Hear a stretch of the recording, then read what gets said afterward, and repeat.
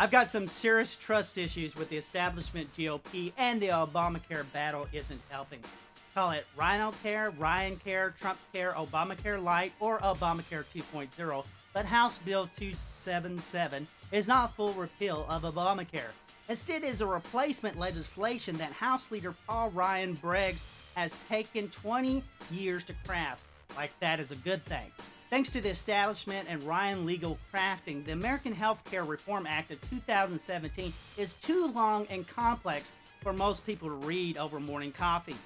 I debated pulling on my legal waders to figure out the pros and the cons of the so-called Ryan plan, but many others have already done so.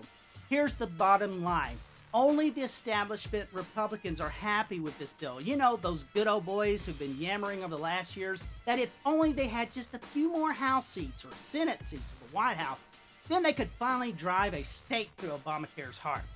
Ironically, I can be more easily trust Democrats to deliver on their radical American-hating agenda than I can count on the Republicans to fight for anything. And that's why many Americans voted for Donald Trump for president. 52 times congressional Republicans sent bills repealing Obamacare up Capitol Hill, challenging President Barack Hussein Obama. Now, instead of seizing this amount and sending that same bill to President Trump, they're introducing 20 years worth of crafted legislation to shift power from Washington to insurance companies and nibble around the edges of the biggest entitlement program since the Depression. They obviously do not understand why Donald Trump won the White House.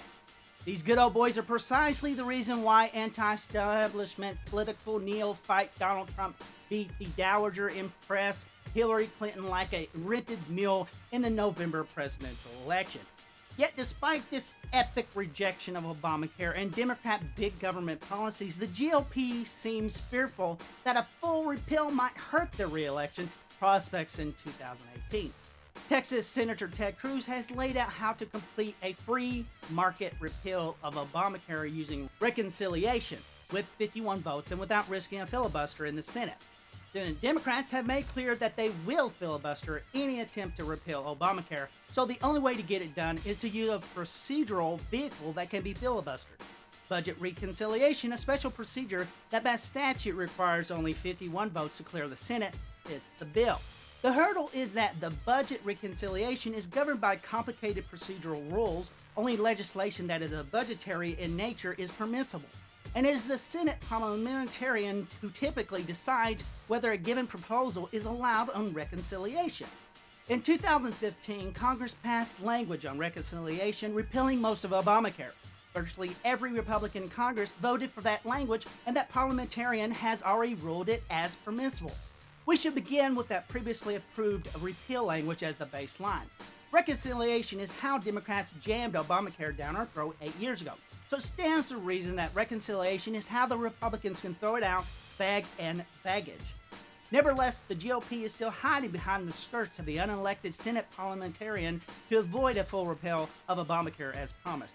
Here's how Chip Roy put it. Congress has promised to fully repeal this catastrophic law for nearly 8 years.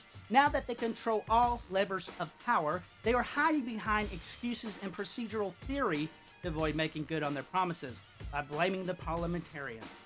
Congressional leaders are putting the hypothetical opinion of an unelected Senate employee above the promises they made to the American people, above the preservation of America's crumbling healthcare system, and above the quality of their constituents' healthcare, all as an excuse to avoid taking a consequential vote and doing the right thing for all Americans. After a full repeal of Obamacare, its insurance regulations and individual mandates, Cruz urges the GOP to rally Congress around the following 6 areas of consensus to restore the free market and to reduce cost of insurance. Number 1, to allow consumers to purchase insurance across state lines. Number 2, to expand health savings accounts so that consumers can save on a tax advantage basis.